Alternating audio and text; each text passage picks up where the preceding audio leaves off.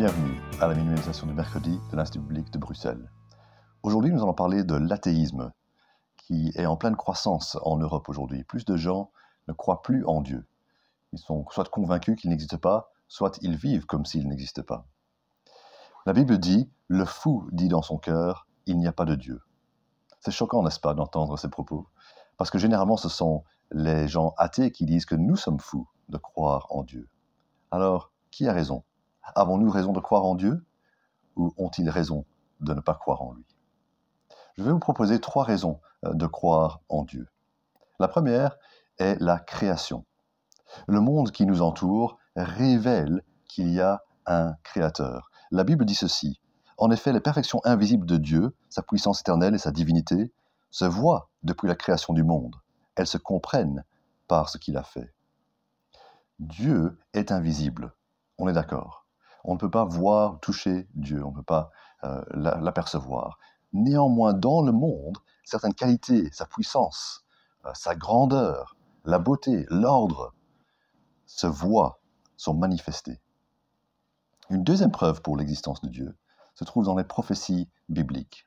Beaucoup de prophéties dans l'Ancien Testament se sont déjà accomplies, d'autres sont accomplies en Jésus, qui est venu et qui est décrit dans le Nouveau Testament. Le prophète Jérémie, par exemple, parle à son peuple en Israël et leur annonce qu'ils vont être envahis par l'Empire babylonien. Cela s'est réalisé. Il annonce aussi qu'ils ne doivent pas se tourner vers une autre superpuissance comme l'Égypte, parce que l'Égypte va être conquise par les Babyloniens.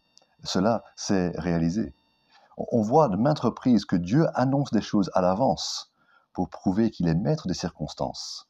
Ce n'est pas juste une histoire humaine, c'est l'histoire de Dieu qui gère les peuples. Il l'annonce à l'avance. Et la troisième preuve de l'existence de Dieu est Jésus-Christ. Le Fils est l'image du Dieu invisible, dit la Bible. Nous ne pouvons pas voir Dieu, mais en Jésus, son Fils, nous pouvons comprendre comment il est. Il se manifeste. Qu'est-ce qui vous frappe chez Jésus? Sa puissance, son pardon, sa miséricorde, sa sagesse, sa rigueur, toutes des qualités que Dieu a et qu'il tient en parfait équilibre. Dieu a manifesté son caractère en son Fils. Et donc, si vous ne croyez pas à ces raisons, des raisons de croire en Dieu, j'ai une question pour vous. Comment expliquez-vous le monde ordonné, équilibré comme il est?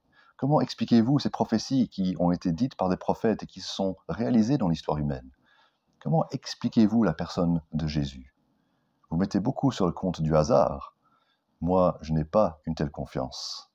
Plutôt, je préfère mettre ma confiance en Dieu et lui faire confiance non seulement pour la vie, mais pour la mort et l'au-delà.